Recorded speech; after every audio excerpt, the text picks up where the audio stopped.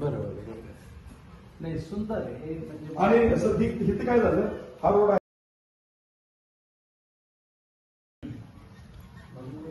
फक्त आपण पटकन बघूया. किती झाड आहेत टोटल? 2000 आहेत सर. वा. आणि इथं आम्ही एकदा एक मराठी वेब सिरीज होती, त्याचं शूटिंग बिटिंग घेतलं होतं, गावातल्या लोकांना माहिती असतं. काही लोकांनी जरा थोडा विरोध केला म्हणून ड्रॉप आहे. तिथून एक सुदगिरण हायवेलाच रोड आहे, म्हणजे आमचा. हे काय विरोध करतायत? त्यांना म्हणावं तुम्हाला, त्यांना फळाची झाडं दिली साहेब, फळाची झाडं. त्यांना म्हणावं ऑक्सिजन नाही लागणार का तुम्हाला?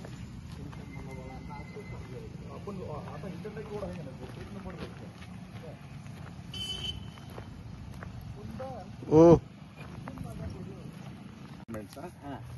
पण. आणि मी याला होतो एकांकी केलं वगैरे, तुम्ही आम्हाला सिनियर होता. मी ओढून कापूस खरेदीला वगैरे होतो. अरे वा. तुमचं माझं तिथंच जवळ प्लेस आहे.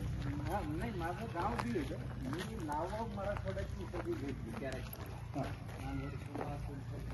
हा कुंतगिरीचा पेढा वगैरे ते अशा एका लोकसभा घेतलं लोकांनी बांधले सगळे.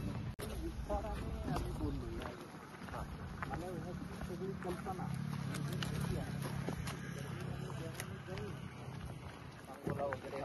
ट्रिप केलं साहेब. हो पलीकडे जा असं. आणि पलीकडची जी झाडं आहेत ते मानगंगा नदीवरच्या सगळ्या गावांना आम्ही झाडं दिली. आणि त्या झाडात जी चांगल्या पद्धतीचा झाडं आहे त्याला बक्षीस ठेवले 10,000 रुपये. त्या मानगंगा संस्थेचा आम्ही मेंबर आहे.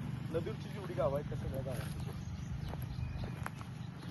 आणि पलीकडचं तुम्हाला फक्त ह्या रस्त्याने दाखवत होतो. आणि उद्या आमच्याकडे पंजाबराव डंक बी येणार आहेत बघायचं. त्यांनी कुणाचा वाढदिवस वगैरे असला तर झाड लावायचं नियोजन केलं. पण हा इकडला एक रस्ता आहे तो तुम्हाला चांगला दिसेल. हे किशोर चौक आता तुम्ही ज्योतिर्लिंगला थांबला ते आमच्या गाववाल्यांचं हॉटेल आहे.